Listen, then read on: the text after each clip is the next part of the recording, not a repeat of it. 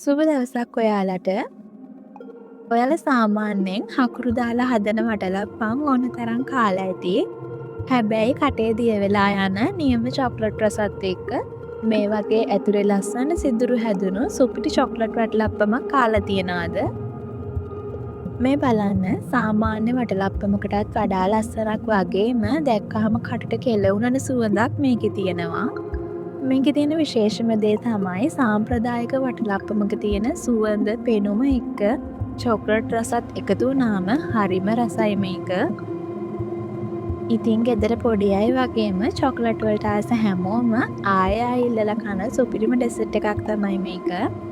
ඒ වගේම බ්ලෙන්ඩර් එකක් වීටර් එකක් පාවිච්චි කරන්නේ නැතුව හරිම ලේසියෙන් මේ වගේ සිදුරු හැදෙන රසම රස චොක්ලට් වටලප්පමක් හදාගන්න විදිය මේ වීඩියෝ එකෙන් අරන් ඇවිත් තියෙනවා. මේකට අපි දාන විශේෂ කුඩු බඩු වර්ග මොනවාද? චොක්ලට් සිරප් එක නිවැරදි පත්මට හදාගන්නේ කොහොමද කියලා පියවරෙන් පියවර කියලා දෙනවා. එහෙනම් අපි යමු වීඩියෝ එකට. මුලින්ම අපි බලමු මේ චොක්ලට් සිරප් එක හදාගන්න විදිය. භාජනයක් ලිපේ තියලා ඒකට සීනි ග්‍රෑම් 300ක් දාගන්නවා. කොකෝ පවුඩර් එහෙම නැත්නම් චොක්ලට් පවුඩර් ග්‍රෑම් 20ක් දාගන්නවා. ඒ කියන්නේ මේස හැඳි 5ක් විතර. ඊළඟට වතුර කෝප භාගයක් දාගන්නවා. දැන් මේ ඔක්කොම හොඳට කලවම් කරලා ලිප ඔන් කරගන්නවා.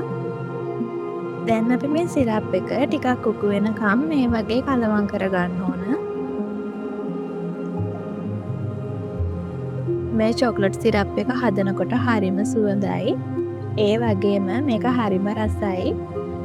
අපිට මේක ඩෙසර්ට් වලට කේක් වලට උඩින් දාන ටොපින් එකක් විදියට පාවිච්චි කරන්නත් පුළුවන්. දැන් සීනි දිය වෙලා මේක ටිකක් උකු වෙලා තියෙන්නේ. දැන් අපි ලිප් ඔෆ් කරගන්නවා.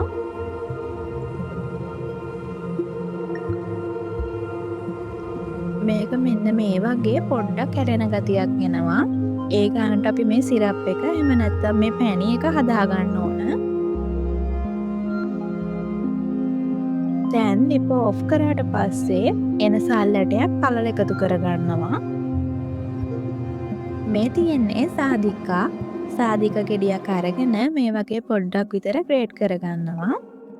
සාදික කියන්නේ වටලප්පමකට නැතුවම බැරි දෙයක්. ඒ වුණාට මේ කුළු බඩු ගොඩාක් වැඩි කරගන්න එපා. එහෙම වුණොත් අපි මේ හදන වටලප්පමේ නියම රස වෙනුවට මේ කුළු බඩු වල රස තමයි ඉස්මතු වෙන්නේ. ඒ නිසා මේ වගේ ලිප ඔෆ් කරලා මේ කුළු බඩු එකතු කරගන්න. දැන් ටිකක් කලවම් කරලා මේ සිරප් එක හොඳටම නිවෙනකන් තියාගන්නවා. දැන් චොක්ලට් සිරප් එක හොඳටම නිමිලා තියෙන්නේ. මේක නිවෙනකොට ටිකක් ඝන වෙනවා. දැන් වෙනම බෝල් එකකට බිත්තර 6ක් එකතු කරගන්නවා. කෑරුප්පුවකින් හරි හැන්දකින් හරි මේක බිත්තර කහමද සුදුමද හොඳට මිශ්‍ර කරගන්න ඕන. බීට් කරන්න බ්ලෙන්ඩ් කරන්න අවශ්‍ය නැහැ. කහමද සුදුමද හොඳට මිශ්‍ර වෙනකම් මේ විදියට කලවම් කරගත්තාම ඇති.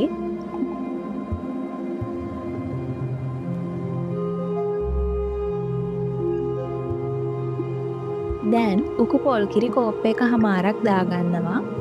ෆ්‍රෙෂ් මිල්ක් ගන්නත් පුළුවන්. ඒ වුණාට වටලප්පමක නියම රස එන්නේ උකු පොල් කිරි වලින්. ඒ වගේම වටලප්පමක හොඳට සිදුරු හැදෙන්නේ පොල් කිරි එක්ක බිත්තර නියම පදමට ආවහම. ඊළඟට වැනිලා තේ හැඳි එකක් දාගන්නවා.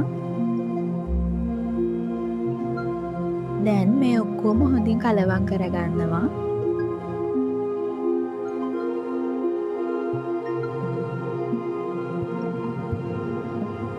මෙන්න මේ වගේ ලුණු පොඩ්ඩක් විතර දාගන්නවා. ඊළඟට අපි කලින් හදාගත්ත චොක්ලට් සිරප් එක දාගන්නවා.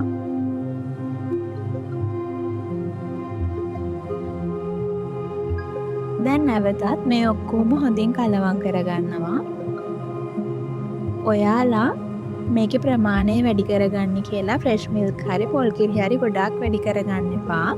මොකද පොල් කිරි බිත්තරයි නියම පදමට ආවහම තමයි මේ වටලප්පමක සිදුරු හැදෙන්නේ. ෆ්‍රෙෂ් මිල්ක් හරි පොල් කිරි හරි වැඩි වුණොත් මේකේ සිදුරු හැදෙන්නේ නැහැ. එහෙම වුණොත් කුඩිමක් වගේ වෙනවා.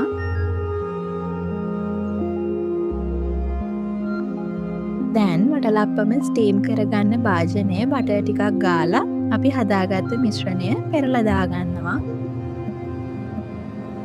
ඔයාලා අනිවාර්යයෙන්ම මේ මිශ්‍රණය පෙරා ගන්න.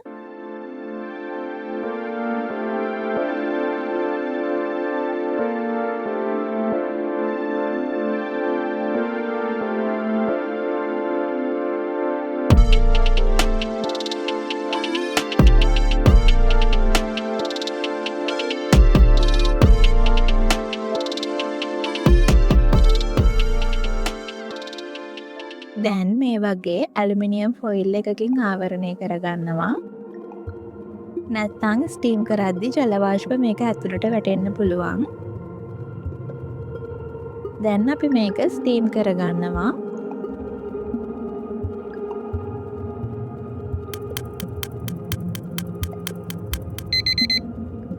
දැන් මේක සම්පූර්ණයෙන්ම ස්ටීම් වෙලා තියෙන්නේ.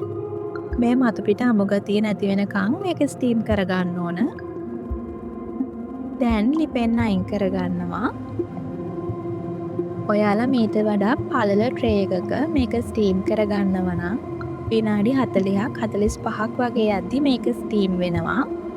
මට ටිකක් උසට මේ වටලප්පම හදාගන්න ඕන නිසා පොඩි ට්‍රේ එකක මේ වගේ උඩටම පිරෙනකම් මම මේ මිශ්‍රණය දාගත්තා. ඒ නිසා මට මේක ස්ටීම් කරගන්න පැයක් විතර කාලයක් ගියා. දැන් මේක හොඳටම නිමිලා තියෙන්නේ. මේ වටලප්පම ශීතකරණයේ දාලා පැය 3කින් විතර අපිට මේක කෑමට ගන්න පුළුවන්. මේ තියෙන්නේ පැය 12කට විතර පස්සේ. දැන් මේ වගේ පිහියකින් වටේ බුරුල් කරලා අනිත් පැත්ත හරව ගන්නවා. මේ තියෙන්නේ අපි චොක්ලට් රසට හදාගත්ත රසම රස වටලප්පම. ඇත්තටම මේක හරිම රසයි. ඇතුලේ හොඳට සිදුරු හැදිලා තියෙනවා. අපි සාමාන්‍යයෙන් වටලප්පමක් කනකොට එන අධික පැණි රස වෙනුවට මේක කනකොට එන්නේ නියම චොක්ලට් රසක්. ඉතින් ඔයාලත් මේක try කරලා බලන්න. ඔයාලගේ අදහස් පහලින් කමෙන්ට් කරන්න.